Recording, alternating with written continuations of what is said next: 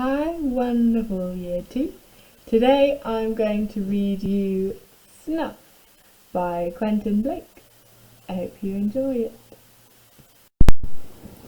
Snuff by Quentin Blake. One morning in early summer many years ago, Sir Thomas Magpie was getting out of bed. He was unhappy because he had just found that, in the night, the mice had been eating his boots again. "Snuff!" he shouted. "Snuff!" Who was Snuff? Snuff was Sir Thomas Magpie's page. A page is a boy who goes to live with a knight as his servant, and also to learn how to be a knight himself when he grows up. Snuff very much wanted to be a knight, but, unfortunately, although he tried his best, he didn't always get things right. Snuff was sitting on the roof in the sunshine, feeding the pigeons. As he scattered the crumbs, his mind was far away, imagining what it was like to be a knight and have all kinds of adventures. When Snuff heard Sir Thomas calling, he ran down to help him. First of all, he brushed Sir Thomas's cloak for him. Then he got out a lot of hats, so that Sir Thomas could decide which one to wear. And when Sir Thomas wasn't looking, Snuff tried one on himself to see how he would look when he became a knight.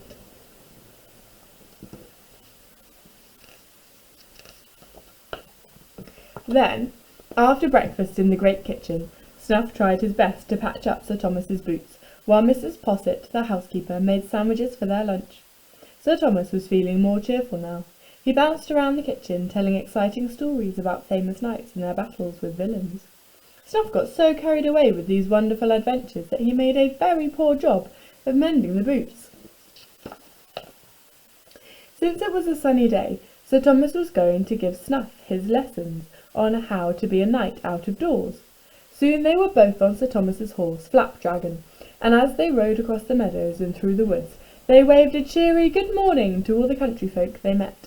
A proper page should really have a horse of his own, but Sir Thomas was poor and could only afford one horse, and even he was rather bony. Snuff had to ride behind.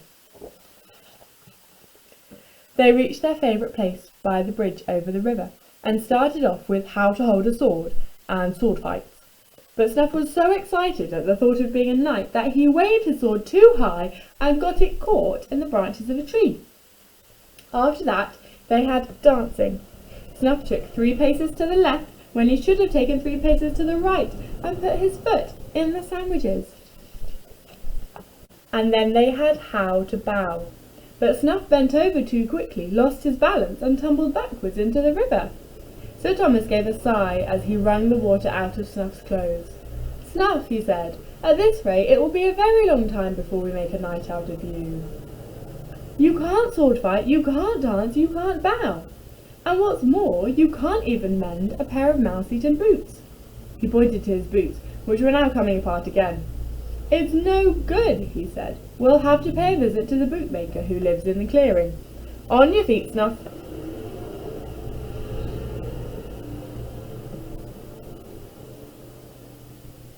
So off they trotted through the woods. When they got near the bootmaker's cottage, Sir Thomas and Snuff saw something very strange. 4 ragged men were running like scarecrows from the cottage and cackling wickedly. Each of them was carrying an armful of boots. When Sir Thomas and Snuff arrived at the cottage, they found the bootmaker sitting on the front steps with his head in his hands. "Oh dear," he moaned, "the 4 horrible boot thieves have just been here. And what's worse, they've threatened to come back with a cart and take away all my beautiful boots. Months and months of hard work wasted." The bootmaker took Sir Thomas and Snuff down into his workshop in the cellar, and there they saw rows and rows of his fine boots. Sir Thomas waved his sword in the air angrily. "Steal your boots!" he shouted. "Just let them try." But the bootmaker sighed sadly. "There are 4 of them," he said, "4 big, tough men, and there are only 2.5 of us." While the bootmaker was talking, Snuff looked along the rows and rows of boots, ankle boots, calf boots, knee-length boots, thigh boots, in all shapes and colours and sizes, and suddenly he had an idea. "Here, take these," he cried, and crammed as many boots as he could into the arms of Sir Thomas and the bootmaker. "We're only just in time." They could hear a cart lumbering up to the cottage as they scrambled out by the back door. Only a moment after, the 4 horrible boot thieves burst through the cellar door and down the steps with whoops of evil glee. "Just look at all these boots," they chuckled, and rushed to try some on. Suddenly they stopped short in amazement. Outside, past the long narrow cellar window, tramped 8 pairs of feet. Clump, clump, clump. And they heard shouts of, "Where are these famous boot thieves then?" and "Just let me get at them," and "We'll teach them to steal other people's boots." After that, 8 more pairs of feet passed the window in the other direction. Clump, clump, clump. There were shouts of, "We'll go round this way and surprise them," and "There are only 4 of them," and "We'll make them squeal." Backwards and forwards they clumped, more and more feet in boots of all shapes and sizes.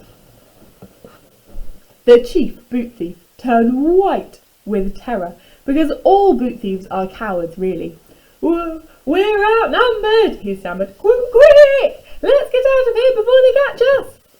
And not even stopping to pick up their own boots, the 4 horrible boot thieves rushed off screaming into the woods, and were never seen again. "What a clever idea, Snuff," said the bootmaker, "for us all to put boots on our hands and feet, and keep walking backwards and forwards past the window." "Yes, indeed, Snuff," Sir Thomas agreed, and then they trotted round for a while on all fours, clump, clump, clump, just to show how happy they were. After that they all sat down and ate the sandwiches Mrs. Posset had made that morning. "Now it's my turn to do something for you," said the bootmaker. "Boots for life! Whenever either of you wants a pair of boots, you have only to come to me and ask for them. In fact, I can see you both need new ones straight away." So Thomas and Snuff were delighted, and they began trying on boots there and then. And that wasn't all. When Snuff had got his new boots on, the bootmaker said, "Now come with me." They went to the orchard at the back of his house, and there saw a little horse looking over a gate. "His name is Flinders," said the bootmaker, "and I want you to have him, Snuff, so that you can learn to be a knight properly." And so, when the sun was just beginning to set, and it was time to say goodbye, Sir Thomas mounted Flapdragon, and Snuff followed him on Flinders, and together they rode off home. "Well done, Snuff," said Sir Thomas. "I can see that you're going to be a first-rate knight after all." You can just imagine how pleased Snuff felt.